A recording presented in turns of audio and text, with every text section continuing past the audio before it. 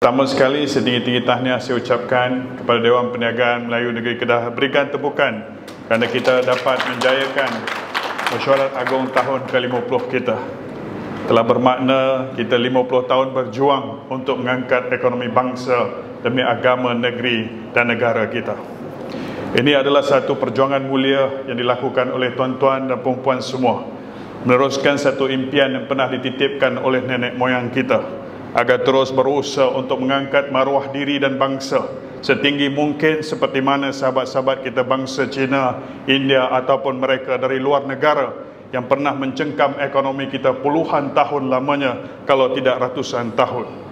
Di sini kita bersama tuan-tuan dan puan-puan yang saya kasih, bukan untuk bersaing dalam konteks yang tidak sehat, tapi kita ingin bangun dan bangkit menzahirkan kesungguhan kita bangsa bernama Melayu untuk berdiri sama tinggi dan duduk sama rendah dengan bangsa-bangsa lain yang ada. Kita akan bina Malaysia yang lebih sejahtera dan berjaya. Kita ingin menjadikan Kedah sebuah negeri yang diimpikan oleh semua. Boleh tuan-tuan? Mari kita datangkan gerakan dan usaha padu ini daripada utara tanah air. Mari kita usahakan bersama. Bagi pihak Kerajaan Negeri Kedah dan mewakili Yang Amat Berhormat Menteri Besar Negeri Kedah, Datuk Seri Sanusi Muhammad Noor, saya menyampaikan salam Datuk Seri kepada semua. Assalamualaikum warahmatullahi wabarakatuh. Tuan-tuan dan puan-puan yang saya kasihi dan hargai, sesungguhnya Kerajaan Negeri Kedah ingin menzahirkan dan menyampaikan mesej bahawa kita adalah sebuah kerajaan yang pro perniagaan, pro business. InsyaAllah, tuan-tuan, sekiranya ada apa-apa yang boleh kita lakukan bersama, yang kerajaan boleh bantu untuk membolehkan tuan-tuan lebih kompetitif dalam perniagaan dan apa jua yang sedang diusahakan, sampaikanlah kepada kerajaan negeri. Dan kita juga akan usahakan sesi-sesi seperti ini, Datuk, untuk kita adakan dari masa ke semasa, untuk sama-sama kita menelusuri jalan-jalan itu bagi membolehkan kita sampai ke destinasinya, agar suatu hari nanti apabila kita melihat kembali akan perjuangan tuan-tuan dan puan-puan semua, mungkin telah lama dalam perniagaan 30 tahun, 40 tahun, daripada muda ataupun masih kecil lagi mengikut ibu dan ayah kita, seperti mana sahabat-sahabat kita orang Cina, ketika mana mereka dalam buayan, hatta dalam perut ibunya telah dia mula berniaga. Dan akhirnya sepanjang hayatnya dia memberikan dirinya untuk perniagaan dan untuk membangunkan ekonomi diri, membangunkan ekonomi keluarga, membangunkan ekonomi bangsanya dan membangunkan negeri dan negaranya. Tidak kita nafikan sahabat-sahabat kita bangsa Cina, bangsa India dan apa jua bangsa, termasuk bangsa kita, telah berusaha untuk memastikan kelangsungan sebuah negeri dan negara bernama Kedah dan Malaysia. InsyaAllah sekarang masa kita untuk melakukan yang terbaik, agar apabila kita nanti memindahkan atau memberikan kepada generasi berikutnya, anak-anak tuan-tuan semua, mereka akan mengatakan terima kasih ibu, terima kasih ayah, kerana telah menitipkan sebuah perniagaan yang membolehkan kami melangkah terus ke hadapan dan muka kami terus diangkat, bukan sombong tetapi untuk menzahirkan bahawa kami berada di bumi yang bertuah ini dan bangsa kita masih Melayu yang bermaruah. Jadi tuan-tuan dan puan-puan yang saya kasihi, kita harus berjuang. Ini bukan cerita tuan-tuan dan perniagaan tuan-tuan dan puan-puan sahaja. Ini cerita sebuah perjuangan bangsanya, sebuah perjuangan yang mana perlu ditunjangi dengan agamanya, sebuah perjuangan yang mana harus dilakukan oleh semua. Bukan hanya satu dua pihak sahaja. Bukan sekadar memasang impian dan berharap apa yang telah disampaikan oleh Tun Razak ketika mana era 70-an, bagaimana seorang tokoh pemimpin kita yang besar jasanya kepada bangsa telah meletakkan sasaran untuk melihat kita menguasai ekonomi. Walau apapun ceritanya, mereka telah melakukan yang terdaya oleh mereka. Para elders, our elders yang telah mendahului kita, telah melakukan yang termampu oleh mereka. Kita akan menoleh ke belakang dan pastinya kita bersetuju secara keseluruhannya bahawa antara kejayaan paling besar dilakukan oleh pemimpin terdahulu ialah memberikan pendidikan terbaik buat anak bangsanya. Benar atau tidak ibu ayah semua? Mungkin kita tidak berjaya dari sudut ekonomi untuk menguasai 30% equity negara, tetapi kita telah berjaya mengangkat pendidikan sebaik mungkin untuk anak bangsa kita. Sebab itulah hari ini kita lihat ramai anak-anak kita, orang Melayu jadi engineer, anak seorang nelayan, anak seorang pemandu lori, anak polis biasa, anak seorang penoreh getah, anak seorang tukang kebun, anak seorang kerani biasa, hari ini mampu menjadi accountant, menjadi lawyer, menjadi hakim, menjadi menteri, apa jua kerana pendidikan. Jadi ibu ayah, Tuan-tuan dan puan yang saya kasih, kalian berada di landasan yang cukup baik untuk membolehkan kemungkinan untuk melahirkan seramai mungkin cendekiawan, bukan hanya dalam bidang profesional, tetapi mereka ini akan menjadi usahawan-usahawan berjaya seperti kalian. Maka lakukanlah ketika mana masih ada denyut nadi dan masih ada yang dipinjamkan oleh Allah dan Tuhan, untuk kita terus berdiri menginspirasikan seramai mungkin anak muda di luar sana untuk mereka menceburi perniagaan, dan bimbinglah dan berilah ilmu itu dengan kasih sayang dan kesungguhan untuk mereka ini berjaya seperti mana kalian, atau jauh lebih baik daripada kalian ayahanda semua. Boleh? Berikanlah mereka, mungkin tidak berben dan berbentikan kita, tetapi mereka adalah anak bangsa kita yang mungkin mereka punya kelulusan, punya pendidikan, tapi tidak punya keyakinan untuk menceburi dunia perniagaan, karena dunia perniagaan putarannya, kitarannya cukup ganas dan kadang-kala tidak semudah yang dibicarakan. Tetapi di sinilah ibu-ibu, ayah-ayah, tuan-tuan yang telah berkecimpung lama dalam dunia perniagaan, mungkin kita bukan antara top 100 in Malaysia. Mungkin kita biasa-biasa. Jualan kita, revenue kita mungkin few millions only a year, or even less than that. Doesn't matter. Your experience counts. Pengalaman ibu ayah, abang-abang, kakak, tuan-tuan counted. Itu yang sebenarnya harus disampaikan kepada anak bangsa kita, agar mereka boleh melangkah ke depan, tidak mengulangi kesilapan sama, bagi membolehkan mereka melonjak ke hadapan dan melakukan lonjakan seperti mana sebuah bangsa ataupun sebuah negara ini panggil China. Dalam tempoh 30 tahun, negara ini telah berjaya mengubah daripada sebuah negara miskin, mengeluarkan 800 juta rakyatnya daripada keganasan kemiskinan. Kerana apa? Kerana komitmen kerajaannya. Saya bukan mengagungkan negara China, tapi saya ingin menyampaikan kepada tuan-tuan bagaimana sebuah kerajaan bersungguh untuk memperbetulkan segala ketidakadilan dalam sistem ekonomi mereka, mengangkat dan mengeluarkan 800 juta rakyatnya keluar daripada kemiskinan, daripada 1.4 billion population in China dalam satu generasi. Apakah rahsianya? Rahsianya ialah hungry for success. Kita tak boleh biasa-biasa. Kalau ibu-ibu, ayah-ayah, tuan-tuan, datuk-datuk, datin-datin, dalam perniagaan ini adalah jihad. Jangan kita anggap jihad itu mesti di medan perang. Di ekonomi adalah satu perjuangan. Kita tidak dititipkan untuk berjuang di medan yang seperti itu. Kita dititipkan oleh Allah di negara yang aman, dalam masyarakat yang cintakan kasih sayang, cintakan perdamaian. Kita dihantar ke sini, dibesarkan dan diberi ruang dan peluang di sini. Maka ibu ayah, bangunkan ekonomi sebagai satu perjuangan. Bangunkan sebagai satu perjuangan. Kalau kita lihat dalam senarai Forbes yang terkini 2023, 50 bilioner Malaysia, hanya 3 sahaja bilioner Melayu dalam kedudukan itu. 50 bilioner Malaysia dalam Forbes 500 tahun 2023, daripada 50 itu hanya 3 sahaja bilioner Melayu.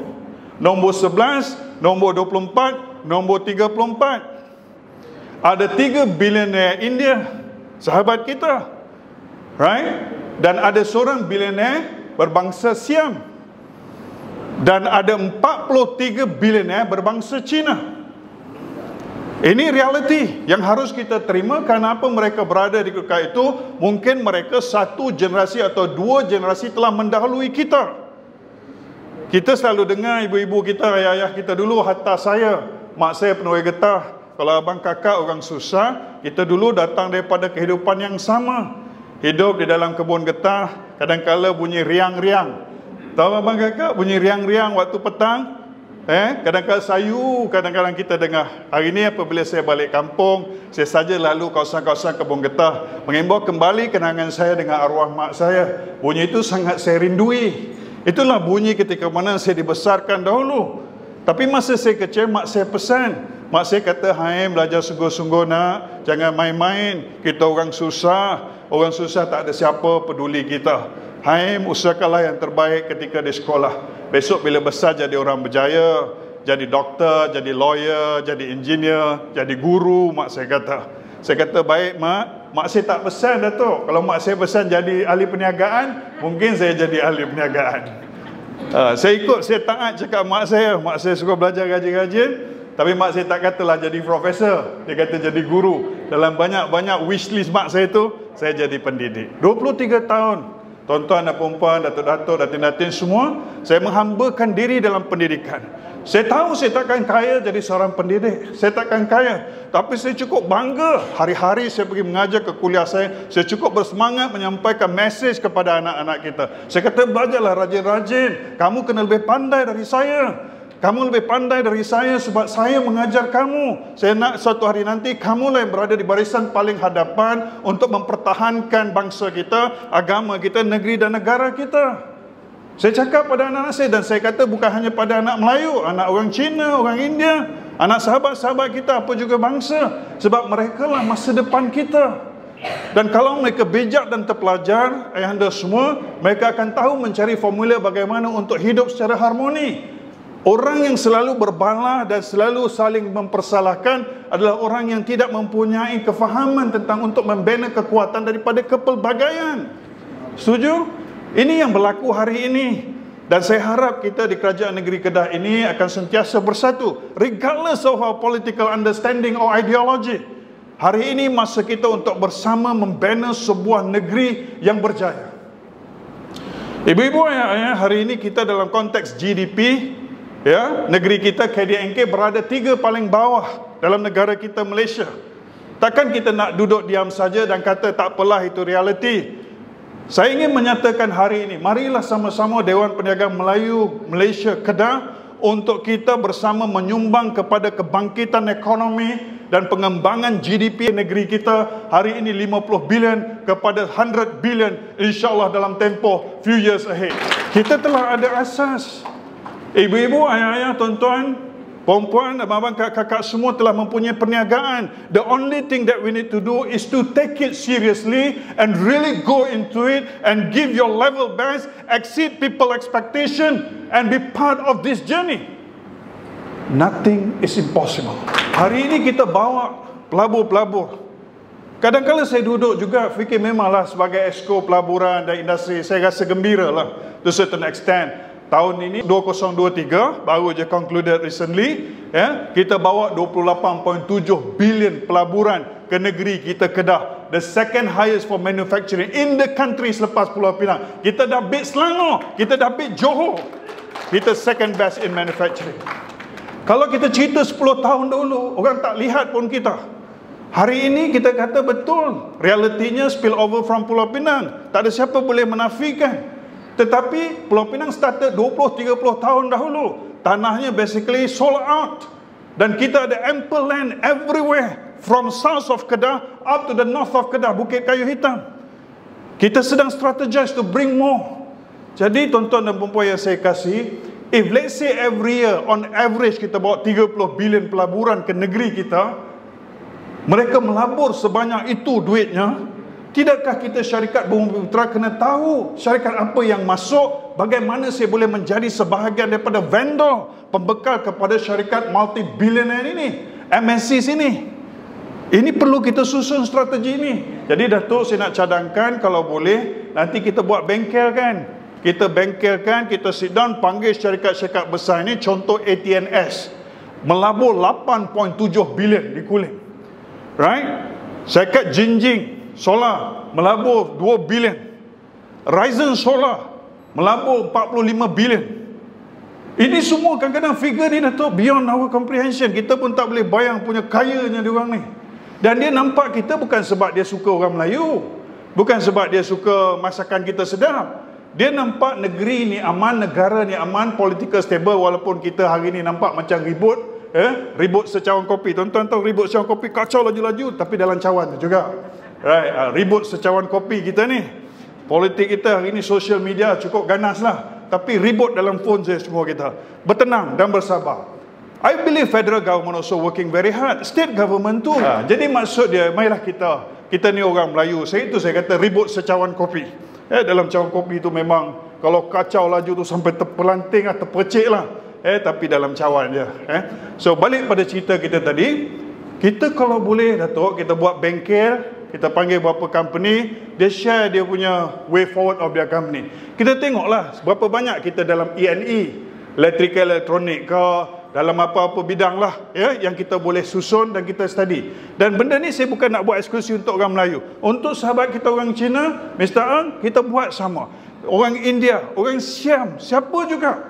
Sebab kita nak bangun ekonomi negeri kita. Every single person counted. Every single person counted. Kita tak nak berjaya dengan lihat kawan kita jatuh. The cake is too big actually. If we look from the positive angle, kita bukan rebut kek yang kecil. Lebih banyak tahun ini insya-Allah, saya tak nak declare lagi lah before time kan. Tapi insya-Allah billions more investment coming to our state, Kedah ini. Dan ini bukan cerita pelaburan. Kalau tuan-tuan, datuk-datuk semua dalam sektor industri pemakan, food and beverages, let's go to food and beverages seriously. Dalam agriculture, let's go big on agriculture. Let's do it. Apa yang menghalang kita? Kalau kita dalam tourism, let's do it. Hari ini kita ada Langkawi. Berapa bilion orang Malaysia spend di Hat Nyai recently? Minta maaf cakap 4 billion. 4 billion.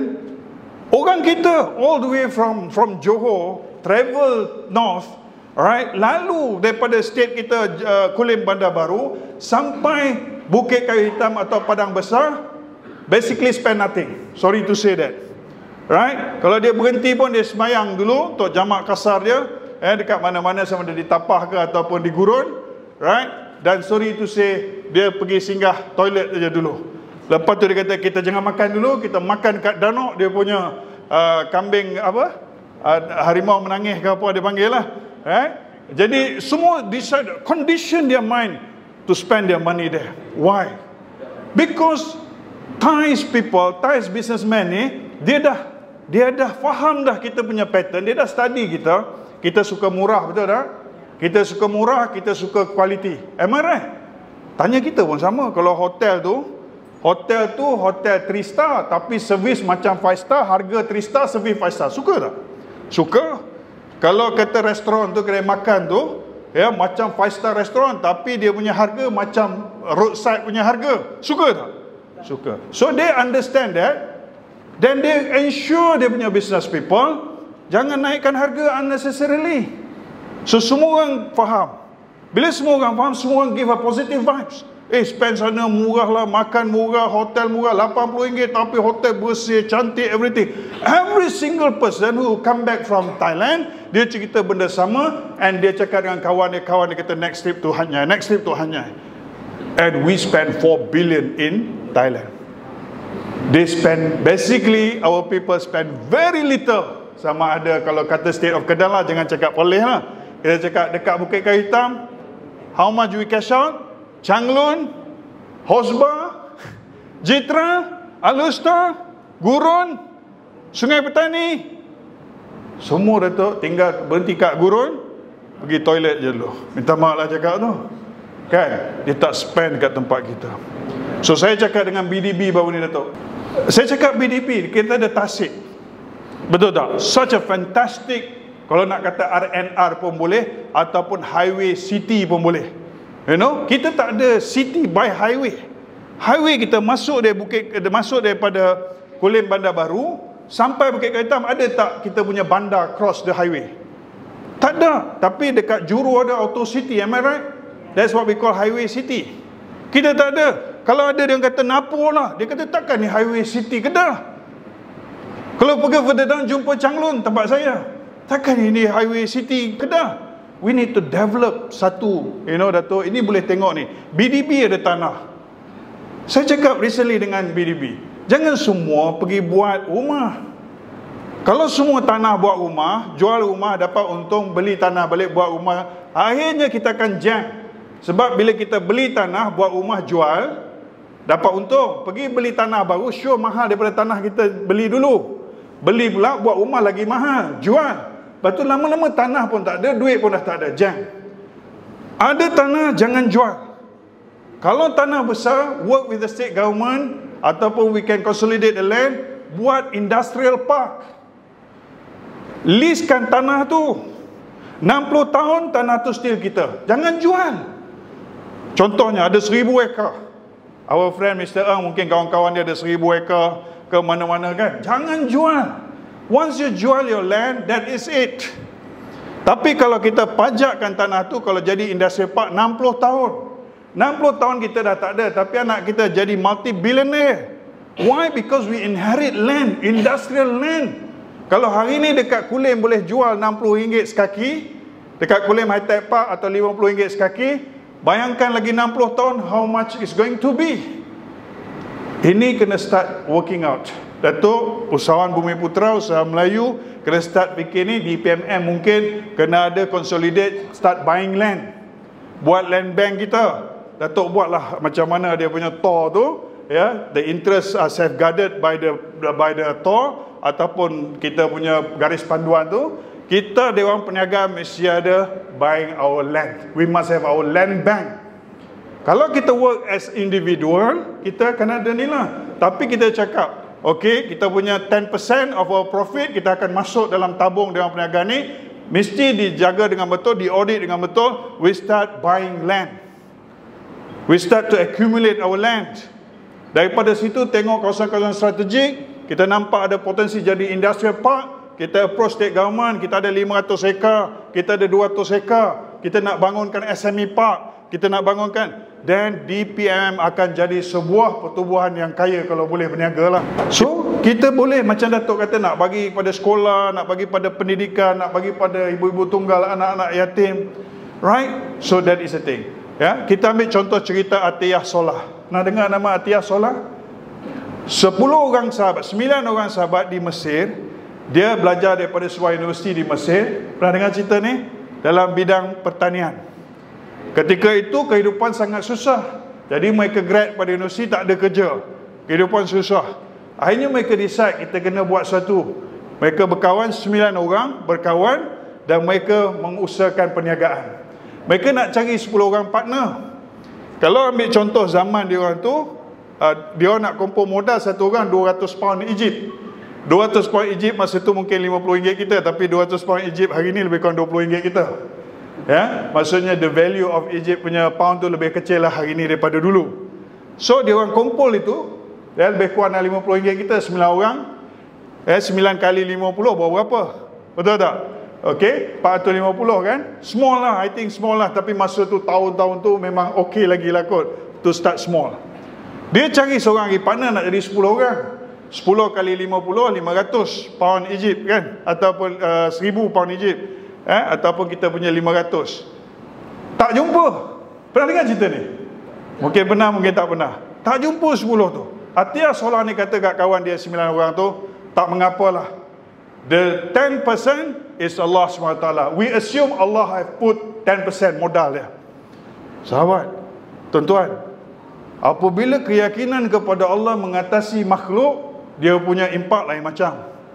Sebab apabila Allah menjadi rakan kongsi, kita takkan nak buat bisnes main-main. Kita akan jujur, kita akan ikhlas, kita akan berintegriti, kita akan tak cheat our client, kita akan fulfill every single promise that we make. Because we also put in our heart, our 10 partner is Allah SWT. When the second round they want to put the capital, alright, dia kata kita nak double up, okay, dia nak double up the capital. Then dia kata, okay, we're going to make Allah punya share 20%. They increase the capital, but the share of Allah also 20%. Maksud dia, 20% keuntungan pergi kepada charity work. Finally, the third round, fourth round, finally 50% of their profit goes to Allah SWT. Allah 50% of shareholders of this company. Dan hari ini dia menjadi satu kisah luar biasa. 9 orang sahabat yang bermula daripada kedudukan paling rendah. Mungkin pada masa itu bank pun tak nak cari, ya, tetapi hari ini bank are rushing towards them and offering them everything. Tapi dia dah have enough fund, dia tak ada isu dan cabaran untuk mengembangkan perniagaan. Tuan-tuan dan puan-puan saya kasih, kita pun sama. Hari ini kadang-kadang kita pergi bank, sorry to say, macam minta tolong. If I use the word, kalau too bad, maafkan saya pun tak against bank. Macam menyembahlah kita rasa. Tolonglah tuan. Betul tak? Kadang-kadang it's not as easy as people may say. Bank is there ready to assist and this and that. Kadang-kadang dokumen kita tak cukup dan begitu gini. They have the checklist things to do. Sometimes macam tak ada jalan. Tapi anyway, if you take it seriously, if you work with your heart and soul, you give everything that you have, dan you have the commitment to Allah SWT. Allah, aku berjanji Allah, sekiranya berjaya Allah, sebahagian daripada keuntungan ini serta aku kembalikan untuk agamamu Allah. Aku kembalikan untuk bangsaku Allah. Aku kembalikan untuk anak-anak yatim ya Allah. Aku kembalikan untuk anak-anak miskin ya Allah. Aku akan bantu mereka Allah, biar mereka tidak mengenaliku, kerana aku bekerja bukan untuk mereka Allah. Aku bekerja untuk diriku dalam pertemuan yang kita janjikan bersama di akhirat nanti Allah. Jadi kalau kita ada itu, mana mungkin Allah yang Maha Kuasa, tuan-tuan dan puan-puan yang kasih, menafikan dan menidakkan kita, tidak memberi ruang dan peluang kepada kita, sedangkan kita telah meletakkan Dia adalah janji untuk kita meneruskan kehidupan kita, dan perniagaan kita adalah wadah untuk kita mendekatkan diri kepadanya. Jadi ibu-ibu ayah, tuan-tuan yang saya kasih sekalian, usahakanlah untuk menjadikan perniagaan kita itu sebagai jihad ekonomi untuk membantu umat, agama, bangsa, negeri dan negara kita. Kita usahakan. Apabila tahun-tahun ke hadapan, apabila tuan-tuan dan puan mewariskan perniagaan ini kepada anak-anak kalian, kalian akan merasa bangga telah menitipkan sebuah perniagaan yang kukuh. Dan pada ketika itu, kita tidak perlu bimbang dengan sahabat-sahabat kita, dan kita tidak perlu bercakap pasal retoriknya kita dalam konteks melihat sahabat kita orang Cina ataupun orang India yang sentiasa kita cemburui. Kita akan kata kepada mereka, jangan bimbang. Kita tidak bersaing dalam konteks negara kita Malaysia. The world is our market. Sehingga begitu pemikiran kita. Mungkin hari ini kita cakap kita still struggle cerita bisnes dalam daerah Kubang Pasu atau Alor-Star atau Kedah atau Perlis dan sedikit di Pulau Pinang. Kita nak bicara kita berniaga di seluruh negara, rantau Asia Tenggara, Asia dan dunia. Tuan-tuan yang saya hormati sekalian, kalau pernah kita lihat McDonald, bukan nak promote McDonald lah, McDonald ni bermula sangat humble. Datuk, McDonald ni dua orang adik-beradik, namanya Dick and Maurice. Dick and Maurice ini, dia dua beradik, tak ada kerja, dia decide buka satu stall burger. Macam kita tengok by the roadside, pagi-pagi banyak orang jual nasi lemak, malam-malam anak muda jual stall burger. Macam tu je. What is so special about burger in America? Everybody is a burger kan? Tapi dia ada rasa nak majukan burger ni, tapi dia tak ada idea. Sehingga satu orang datang ke kedai dia, nama dia ialah Ray Kroc. Boleh Google. Ray Kroc ni, dia tengok ada potensi syarikat ni, kedai burger ni. Tapi dia cakap, dia kata dia nak kerja bersama. Orang tu mulanya okey, tapi saya cut the long story short, Dick and Maurice ni dia tak nak berkembang. Dia kata cukuplah ada satu restoran, macam kita kan kadang ada satu kedai sudahlah, tak payah pening kepala, tak nak serabut lah. Betul tak? Kita tak nak buka branch, tak nak. Kita kata mudah satu cukuplah. Hari-hari dapat sales 10,000 cukuplah. So kata 10 hari dah 100,000. 30 hari dah 300,000, cukuplah, nak apa lagi? Kita ingat akhirat juga. Kita macam tu lah. Kita tak nak pergi ke akhirat dengan kaya, dengan banyak bantuan telah diberikan. Kita nak pergi akhirat biasa-biasa. Kita pergilah akhirat dengan bergaya.